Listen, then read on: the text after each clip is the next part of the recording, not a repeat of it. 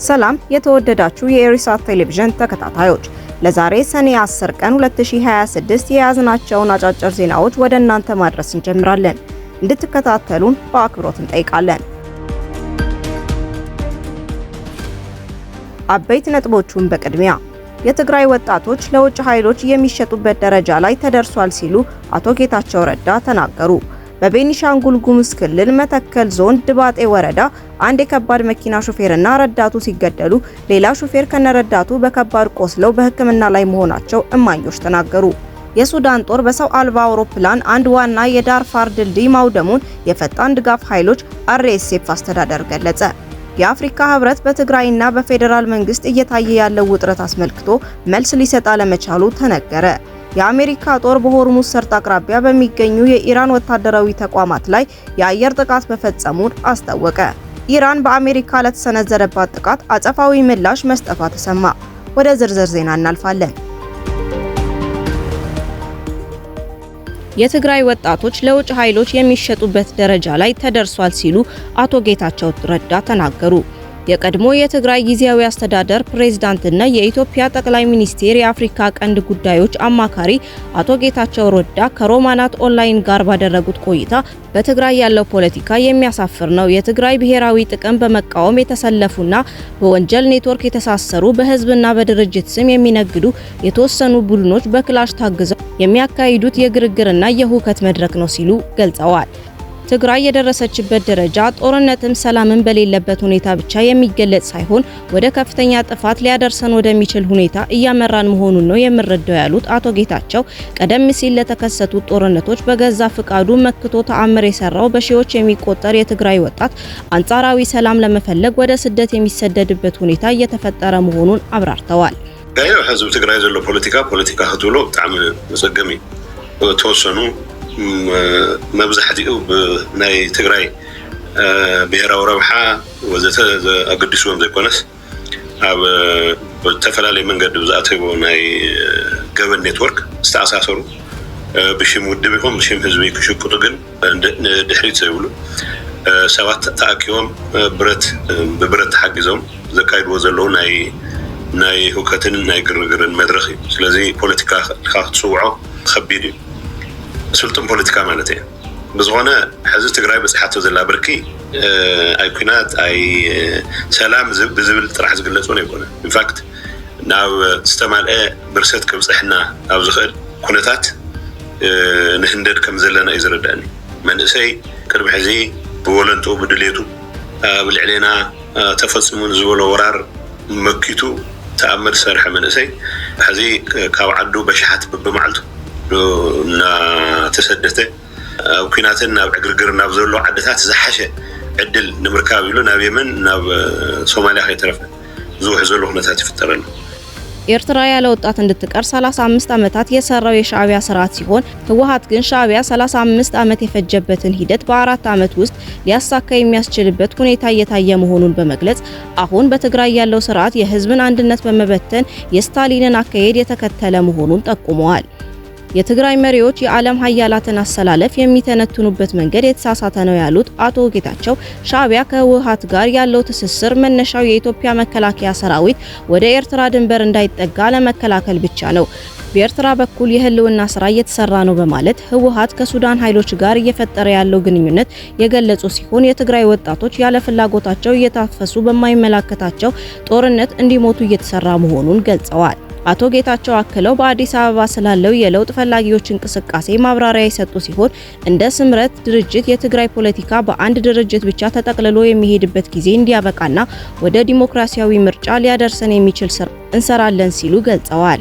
ጦርነት መጀመራቸው የማይቀር ቢሆንም የትግራይ ወጣቶች የጀመሩት እንቢተኝነት የሚደነቅ ነው በማለት አሁንም የድርድር እድሉ ዝግ እንዳልሆነና ችግሮች በሰላም እንዲፈቱ መስራት እንደሚያስፈልግ አብራርተዋል።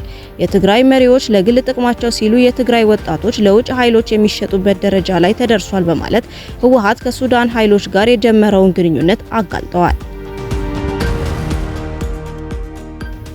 ታጣቂዎች በሰነዘሩት ጥቃት 2 ሰዎች ሲገደሉ 2 ሰዎች ደግሞ በከባዱ ቆስለዋል። በቤኒሻንጉል ጉሙዝ ክልል መተከል ዞን ድባጤ ወረዳ አንድ የከባድ መኪና ሾፌርና ረዳቱ ሲገደሉ ሌላ ሾፌር ከነረዳቱ በከባዱ ቆስለው በሕክምና ላይ መሆናቸው እማኞች ተናገሩ። ጉዳዩን የተከታተሉት አንድ የዞኑ ነዋሪ በሰጡት ቃል ረዳትና ሾፌሩ ሁለቱም ተገድለዋል፣ አንድ ሾፌርና አንድ ረዳት ቆስለው ሕክምና ላይ ናቸው ብለው ጥቃቱ የደረሰው ታጣቂዎቹ ሎቤድ ላይ በተከፈቱት ተኩስ መሆኑን ገልጸዋል።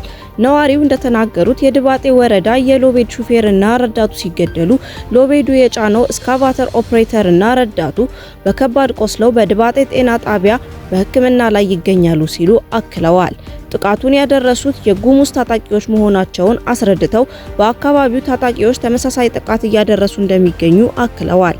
የክልሉ ሰላምና ጸጥታ ቢሮ ከዚህ ቀደም በሰጡት መረጃ ታጣቂዎች በአካባቢው እንደሚንቀሳቀሱ ገልጾ ድጋሜ ጥቃት እንዳይፈጸም የጥንቃቄ ዝግጅት እየተደረገ መሆኑን ገልጾ ነበር። በኢትዮጵያ የተለያዩ ክልሎች ታጣቂዎች በሚፈጽሙት ጥቃት በየጊዜው የሚሞተውና የሚታገተው ሰው እየተበራከተ መምጣቱ በየጊዜው የሚወጡ መረጃዎች ያሳያሉ። የተለያዩ ሀገራት ኤምባሲዎችም ዜጎቻቸው እንቅስቃሴያቸው ላይ ጥንቃቄ እንዲያደርጉ ማሳሰባቸውን ቀጥለዋል። የሱዳን ጦር በሰው አልባ አውሮፕላን አንድ ዋና የዳርፉር ድልድይ ማውደሙን የፈጣን ድጋፍ ኃይሎች RSF አስተዳደር ገለጸ። የምዕራብ ዳርፋር ሲቪል አስተዳደር የሱዳን ጦር የተሰነዘረውን ጥቃት የኮነነ ሲሆን ድርጊቱ በሲቪል ዜጎች ሕይወት ላይ የተደቀነ ቀጥተኛ ስጋትና በክልሉ ወሳኝ መሰረተ ልማቶች ላይ ሆን ተብሎ የተፈጸመ ጥቃት ነው ብሎታል። ድልድዩ ከቻድ ጋር በሚያገናኝ የአድሬ ድንበር ማቋረጫ በኩል ሰብአዊ እርዳታ፣ ምግብና የሕክምና ቁሳቁሶችን ወደ ዳርፋርና ኮርዶፋን ክልሎች ለማጓጓዝ የሚያገለግል ወሳኝ መሰረት ነው ሲል ሱዳን ትሪቡን ዘግቧል። የተባበሩት መንግስታት ድርጅት ኤጀንሲዎችና ዓለም አቀፍ የእርዳታ ድርጅቶች በጦርነቱ ለተፈናቀሉ በመቶ ሺዎች ለሚቆጠሩ ወገኖችና በግጭቱ ለተጎዱ ማህበረሰቦች ህይወት አድን እርዳታ ለማድረስ ድልድዩን ይጠቀሙ እንደነበርም ተነግሯል። የአካባቢው ባለስልጣናት እንደጠቆሙት የክረምት ወቅት ከመግባቱ ጥቂት ቀደም ብሎ የድልድዩ መውደም የእርዳታ ስርጭቱን ክፉኛ የሚያደናቅፍ ሰብአዊ ቀውስ ሊያስከትል የሚችልና በመላ ዳርፋር የሚከናወኑ ተግባራትን የሚያሰናክል ነው። አስተዳደሩ የተባበሩት መንግስታት ድርጅት ኤጀንሲዎችና ዓለም አቀፍ የሰብአዊ መብት ተሟጋቾች አካላት የሲቪል መሰረተ ልማት መውደሙ እንዲያወግዙና የእርዳታ ኮሪደሮች ቀጣይነት እንዲኖራቸው ጣልቃ እንዲገቡ ጥሪ አቅርበዋል። የሱዳን ጦርም ሆነ የፈጣን ድጋፍ ኃይሎች RSF በመላው ዳርፋርና ኮርዶፋን በድሮን የሚደረገውን ውጊያ ከጊዜ ወደ ጊዜ እያጠናከሩ የመጡ ሲሆን እየጨመረ የመጣው ጥቃት ሆስፒታሎችን፣ ትምህርት ቤቶችንና የውሃ መሰረተ ልማቶችን ጨምሮ በህዝብ መገልገያዎች ላይ ከፍተኛ ጉዳት እያደረሰ ይገኛል ይላል የሱዳን ትሪቡን መረጃ። የአፍሪካ ህብረት በትግራይና በፌዴራል መንግስት እየታየ ያለው ውጥረት አስመልክቶ መልስ ሊሰጥ አለመቻሉ ተነገረ። በኢትዮጵያ ፌዴራል መንግስትና በህወሓት መካከል ሰሞኑን ተባብሶ እንደቀጠለ የተገለጸው ውጥረት በተመለከተ የፕሪቶሪያውን ግጭት በዘላቂነት የማቆም የሰላም ስምምነት በዋነኝነት ከመራው የአፍሪካ ህብረት በኩል እስካሁን የወጣ መግለጫም ይሁን የተሰጠ አስተያየት የለም። ውጥረቱ ግን የቀድሞ የናይጄሪያ ፕሬዝዳንት ኦሉሴጉን አባሳንጆ የአፍሪካ ህብረት ኮሚሽን ለአፍሪካ ቀንድ ሰላምና መረጋጋት የሚያደርገውን ጥረት እንዲደግፍ በድጋሜ ከተሾሙበት ጊዜ ጋር ተገጣጥሟል። የአባሳንጆ ሁለተኛ ዙር ሹመት ይፋ የተደረገው ባለፈው ወር አጋማሽ ነበር። በእንግሊዘኛው ምህጻረ ቃል ISS በመባል በሚታወቀው የጸጥታ ጥናት ተቋም ከፍተኛ ተመራማሪ የሆኑት ሞዝስ ኦኬሎ ለዶቼ ቬሌ እንደገለጹት የአባሳንጆ ሁለተኛ ሹመት ስለመጀመሪያውም ጥያቄ የሚያስነሳ ነው። የፕሪቶሪያ ስምምነት ሙሉ በሙሉ ሳይተገበርና በአካባቢው ያለው የጸጥታ ጉዳይ እልባት ሳያገኝ የመጀመሪያው ኃላፊነታቸው እንዴት ሊጠናቀቅ እንደቻለም ይጠይቃሉ።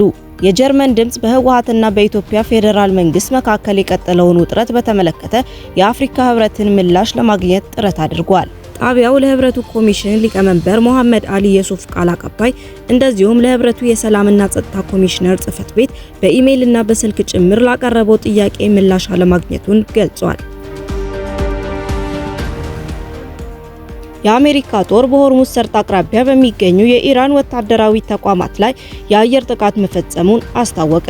የአሜሪካ ማዕከላዊ እዝ ሴንትኮም በሆርሙዝ ወሽመጥ ስትራቴጂካዊ የባህር አቅራቢያ በሚገኙ የኢራን የአየር መከላከያ ስርዓቶች፣ የራዳር ጣቢያዎችና የእዝ ማዕከላት ላይ ድንገተኛ የአየር ጥቃት መፈጸሙን የአሜሪካ መከላከያ ሚኒስቴር አስታወቀ።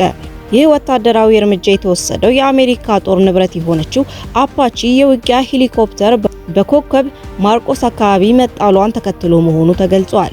የመካከለኛው ምስራቅ አውዳሚ ጦርነት እየተባባሰ በመምጣቱ የአካባቢ ሀገሮችና የንግድ እንቅስቃሴው ሊበጠበጥ መሆኑን ተንታኞች ያስገነዝባሉ። ኢራን በአፓቺ ሄሊኮፕተር ላይ ጥቃት አለመፈጸሟን ብትገልጽም ከአሜሪካ መልሶ ማጥቃት ልትድን አለመቻሏን የሲኤንኤ እና የአልጀዚራ ዘገባ አመልክቷል። ኢራን በአሜሪካ ለተሰነዘረባት ጥቃት አጸፋዊ ምላሽ መስጠቷ ተሰማ።